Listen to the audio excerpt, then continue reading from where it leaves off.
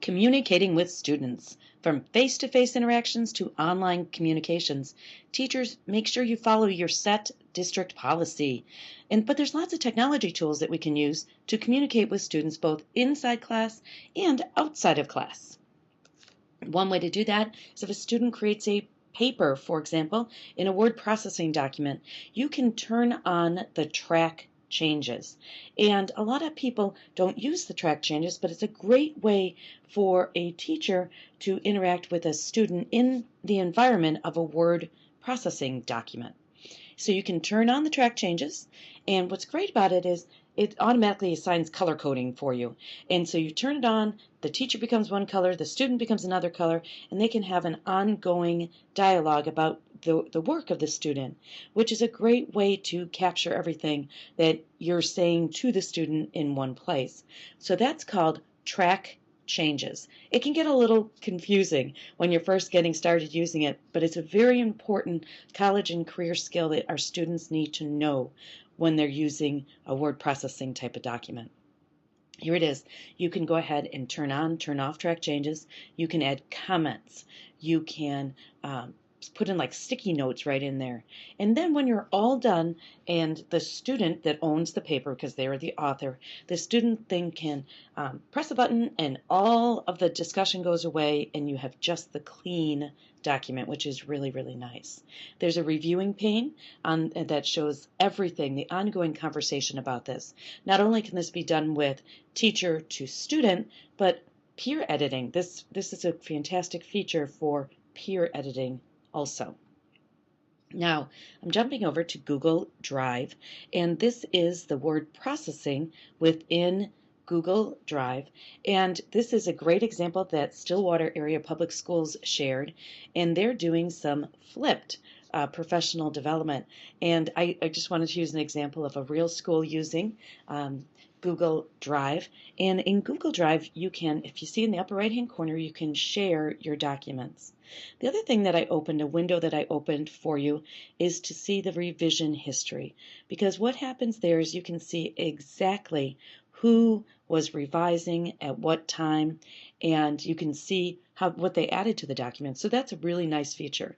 Also up in the right corner is comments. Let's say it's a document like your school improvement plan, and you really don't want everybody in the document actually changing language and so on, but you do want their feedback. By turning on the comments, you can go ahead and collect that feedback kind of over to the right, away from the document, but still pertinent to the document. So to get kids college and career ready, we need to be teaching them how to collaborate using things like Google Drive or Zoho or Windows Live. We have to be teaching this collaboration piece. Very important.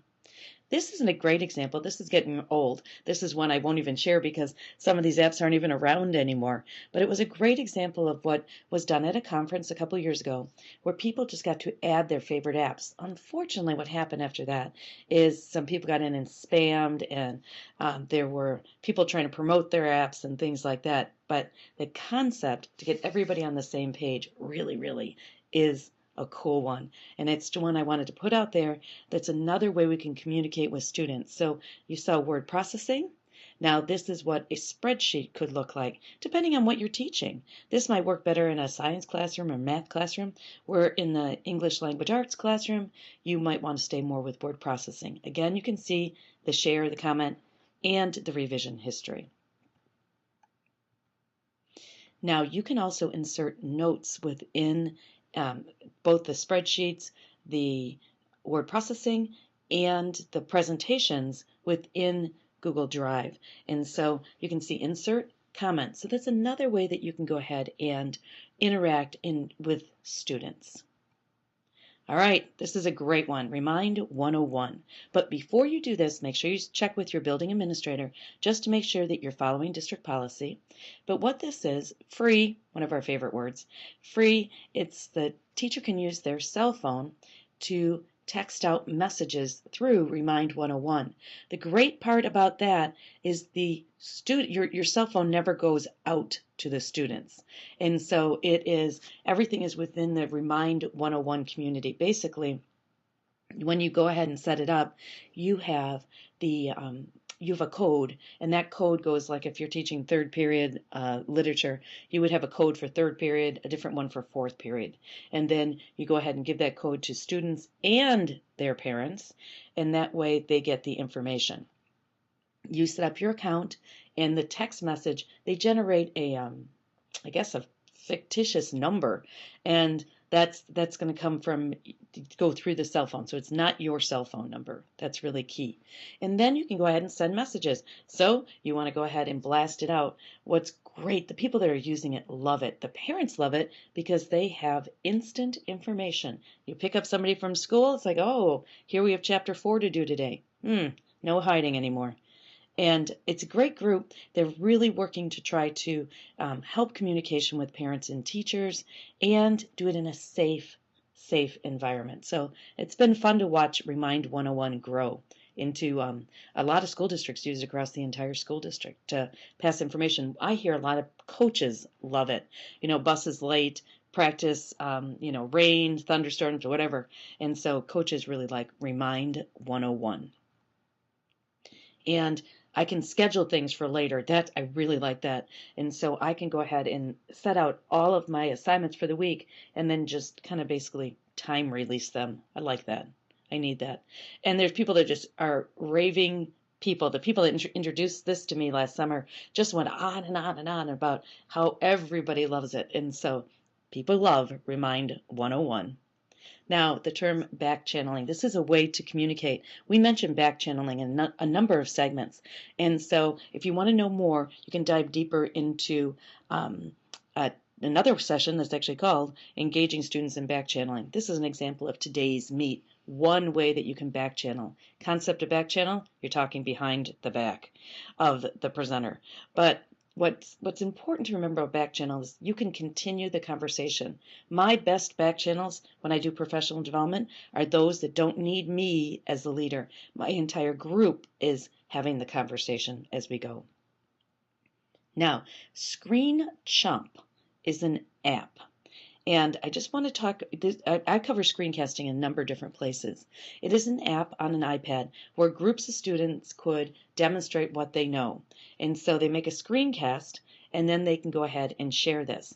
But you can also make a screencast to communicate with your students. So let's say, for example, you need to attend a workshop, and you don't want to miss instruction. You could go ahead and make a screencast, and your sub could just hit play. Wow, no missed instruction. So it's another way we can communicate with students, maybe beyond the walls of the classroom. Had to show you this one. This is another great communication tool. It used to be called Wall Wisher. Wall Wisher, if you ever heard of that.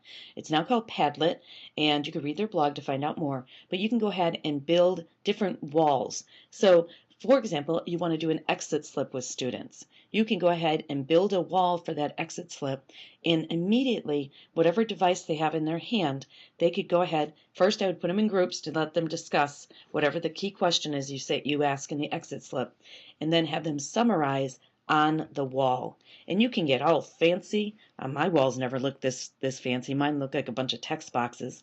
But as you can see, you can upload images and add text and do everything like that. But this is called PadLint. Just another way to communicate with students. Now, if you have iPad devices, one of my favorite apps that I'm really digging into these days is Explain Everything, where you can create screencasts similar to what I showed you earlier on Screenchomp, and you can go ahead and explain everything. And so I want you to think about what is one thing that you have to repeat over and over, whatever process it is, whatever problem. Think about recording it once and explain everywhere, and then they can watch it many times. Another one I love is Evernote. And Evernote recently purchased Pen Ultimate. And Pen Ultimate is a fantastic little app that is now part of the Evernote family.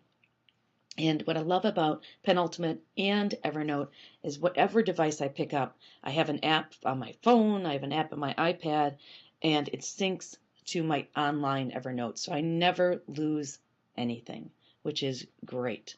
And the Pen Ultimate with a stylus on my iPad, it keeps my handwriting. It reminds me about everything. I need that in my life. So communicating with students, we scratch the surface. There's so many ways to do it, but it's important that we have kind of a record of all the ways that we're communicating with students because we need to show artifacts of that. So these are just a few ways, maybe new to you, about communicating with students. Thanks.